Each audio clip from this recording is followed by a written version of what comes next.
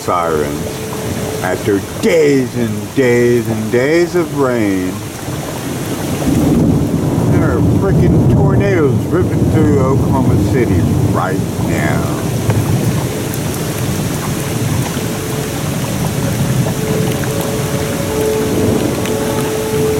Camera wet.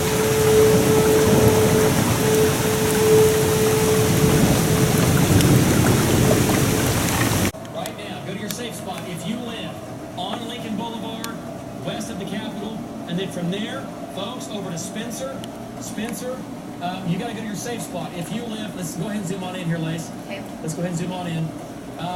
Okay, so here's Santa Fe, right? Martin Luther King Elementary School. Here's the zoo. This is I-44. This is Forest Park. This is North Coltrane. Okay, yeah. Martell, we've got Sooner right here. Do you see the debris? I don't, not at the moment. Okay, go back in time one more time. Back it up. It's right here. Here's the tornado. It's right here. Okay, it's right here. It's right over, yeah, it's just right, west of the Capitol. Right over and just north of the state capitol. We've got reports, and we can tell by our radar is telling us that we've had debris lofted.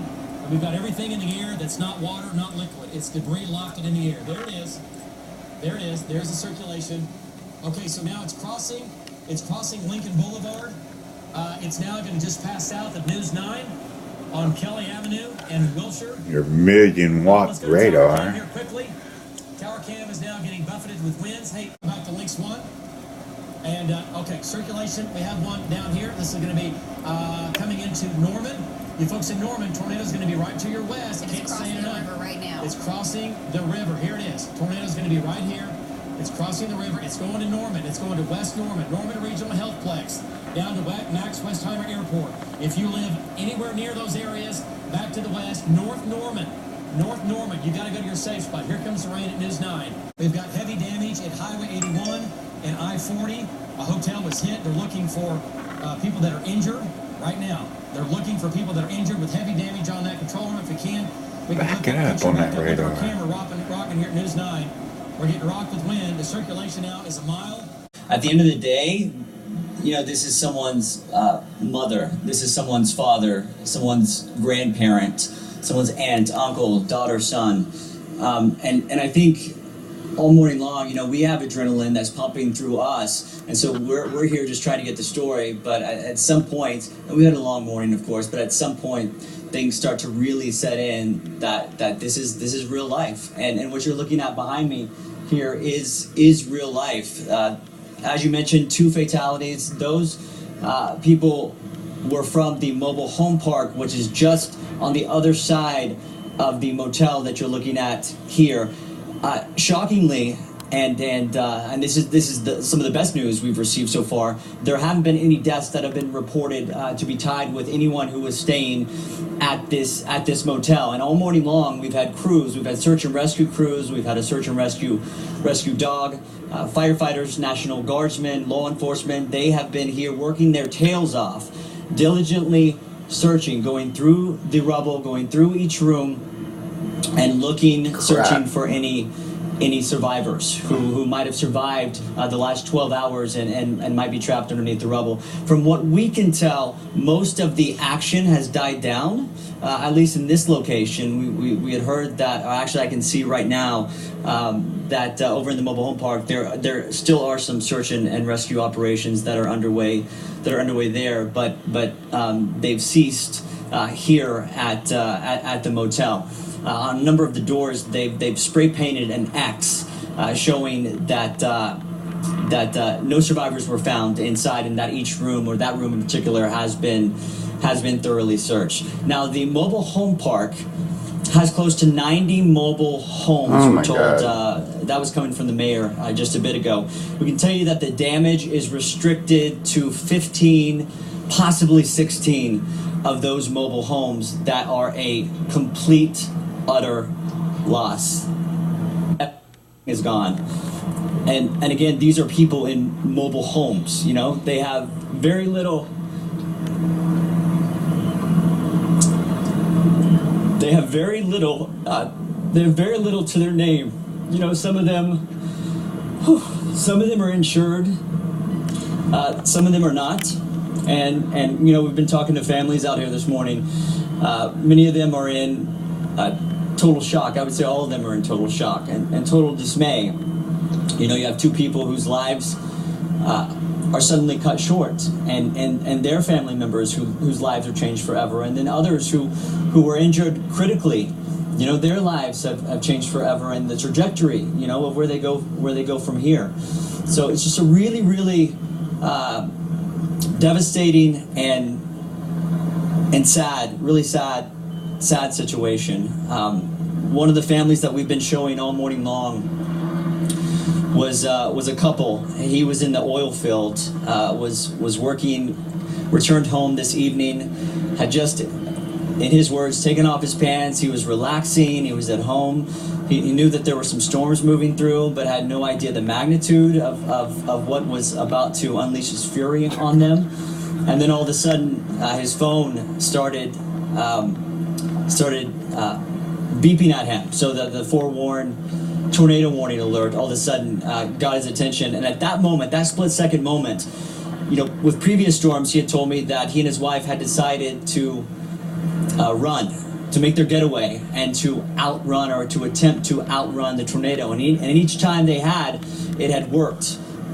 This time, though, as fate would have it, that was not how this terrifying evening would go down. And again, once he was able to free himself from the carnage, from the rubble, without even thinking, he just jumped into action.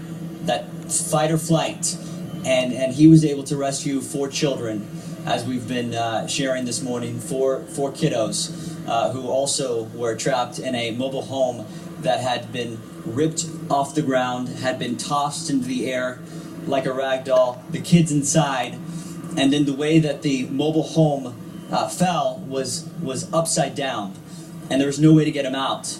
And so he was able to, I believe, use his feet. He either used his feet or he found something nearby and was able to break the glass, and then one by one he was able to free each child who escaped without injuries. This is in Reno. But again, we're here at the motel. The search and rescue efforts seem to be, they were underway earlier, they seem to have died down, and those efforts are now, we believe, taking place more diligently at the mobile home park. We're going to continue we're going to check some things out. We hear there's a few more families over here who we're interested in talking to, so we're going to go introduce ourselves, and then we'll, of course, bring you updates here in the next half hour. All right, Okay, Scott. Kevin? Scott, thank you. Scott has a real passion for people in need. He does, for and sure. that was on full display there, and we appreciate his heart for sure. Certainly easy to understand. He said, this is real life, and that's what's going on. You know, everybody's okay and everybody's out, but these rescue workers and search dogs, they have to do their job. Yeah, guys, you can still see that they're still at it. You can see where they've gone to homes and marked them up with the paint, like Scott was talking about. That there are nobody inside. I'm not sure what the markings mean. I need to learn what those mean, but you can see the circles with the X probably means that there was nobody there. You can just see cars. This is 12 to 15 mobile homes that you're looking at right here, guys. This tornado just clipped the southeast corner of this mobile home park and took out 15 mobile homes who rolled over on each other. You heard a lady talking about it earlier, where the mobile home next to her rolled over onto theirs and trapped them inside their own home. So as the night rolled around and in a ball right next to the building, and that's exactly what this looks like right here. You can see this is the motel parking lot. You see some trucks there are just demolished. Mark Dillard's with me. This is a 2-story motel. There is a dumpster in the 2nd story right there that was picked up and thrown in the 2nd story of this motel. So you can see the power that this tornado had. Now this was a gust front, I guess you would say. Tornadoes in the front. Very strong tornado for this type of situation and storm right here. So we can definitely see the path as we just went and got fuel. As we were flying back, there's debris 5 miles from here, guys, from this area here in El Reno. Back to you. Wow, that is unbelievable. Yeah, it is. And we see one of the car dealerships that was heavily damaged. You know, that dumpster, when you think about it, they're usually a ways out into the parking lot. It's not Emergency responders who were there, of course, trying to get through this. This is the daytime look of what it looked like. This is live from Mason and Mark Dillard in Air Comfort Solutions Chopper 4. Again, in about 20 minutes, we're expecting to hear from the mayor. There will be a press conference, so I know that he's in contact with all the first responders and the different hospitals. I'll pan out again here in a second. Right now, he's just showing us that devastating damage that's there on that wing of that motel. It's kind of L-shaped. Really, it's just hard to believe that, critical injuries, yes, but that no one died there in that motel, it's really a blessing. Right, that's what we're hearing at this point. Kelsey, tell me again. We want to let you know that all residents, thank you, of the sky. Those people that have been affected by the tornado. Can you talk briefly about the mental and physical endurance of your first responders in this town? What we do now is we need to get to work to get that thing cleaned up, stay out of our way so we can get things in and out. We're going to start that process. We're going to start that process with insurance companies and those employees at the car lots and stuff. There's a lot of vehicle damage. There's a lot of damage out there, and not near as much as what a life would be, but there's a lot of damage. Well, Steve, it's 16 that we've done moved from the scene. It was obviously destroyed, but then 2 on top of each other, and for that, there's being equipment that's coming from Oklahoma City to take one of those away or whatever you want to do there. Well, but that's just the get thing that. that he mentioned. While we know 2 people have lost their lives, this is updated information that we hear from Mayor Matt White that 16 people were taken from the scene by ambulance.